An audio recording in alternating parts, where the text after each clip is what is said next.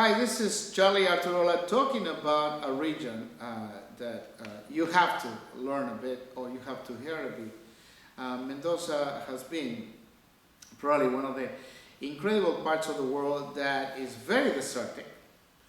That when we talk about the geography is boxed between one river, the Mendoza River, and also the mountains in the very west side of Argentina, just southwest of Buenos Aires, about 8 hours away driving.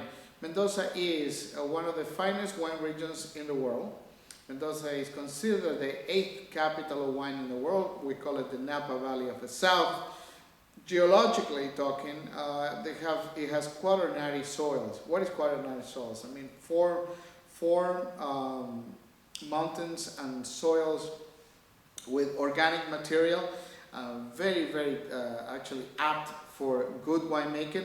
But there's something that we need to add to the equation here. These wine regions are very arid at the beginning. We're talking about 300 years ago.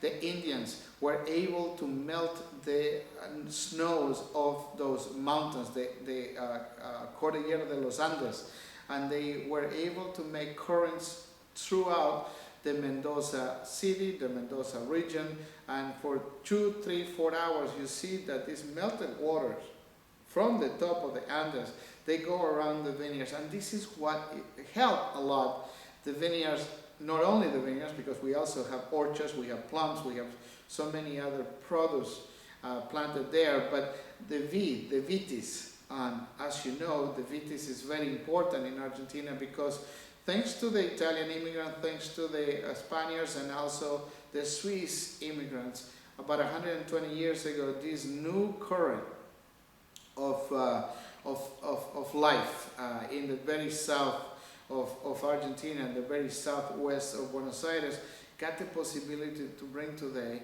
one of the most incredible grapes, and what we love to talk this time is Malbec. Malbec, thanks to a freeze in France back in 1850, became the flagship of another part of the world, which is Argentina. Now, you might say, what is the Malbec made in France towards the Malbec made in Argentina? The Malbec made in France is much more inky, much more serious, much more lineal, a little bit more tannic.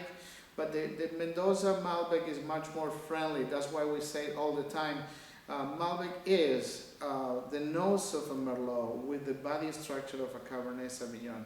Has that incredible nose of violets and quince and prunes and plums and a little bit of licorice, and a nice tannin structure, very gentle oak when oak is used, making and vinifying this wonderful grape. But Mendoza is not only Malbec, it's Cabernet Sauvignon, it's also Bonarda, the second largest wine planted grape in Mendoza. Mendoza is known for having such an incredible amount of talent. The young winemakers now working in Bordeaux, in Burgundy, in Australia, in New Zealand.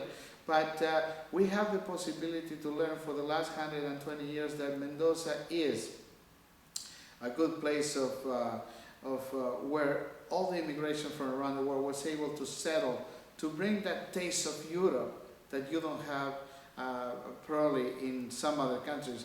I love to say, thanks to El Camino del Vino, the film that I was able to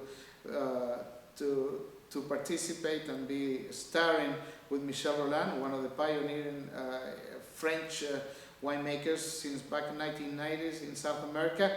We were able to learn so much about the people there. It's a wonderful part of the world that you've never been. And with AIS here in British Columbia, we were able to spend a week and find incredible wines for you. Mendoza is a winemaking zone to look after. Mendoza is probably where the finest Malbecs and the finest Cabernet Sauvignon and Merlot and Bonardas are from, but never actually gave up in Argentina because we do have such other great, wonderful and incredible wine regions like in the south in Patagonia or the northern Salta that maybe soon to be AIS will bring the possibility for you to taste wines from that part. So Mendoza, Argentina, Remember, Bonarda, Cabernet Sauvignon, Malbec, and why not a good Merlot from that region.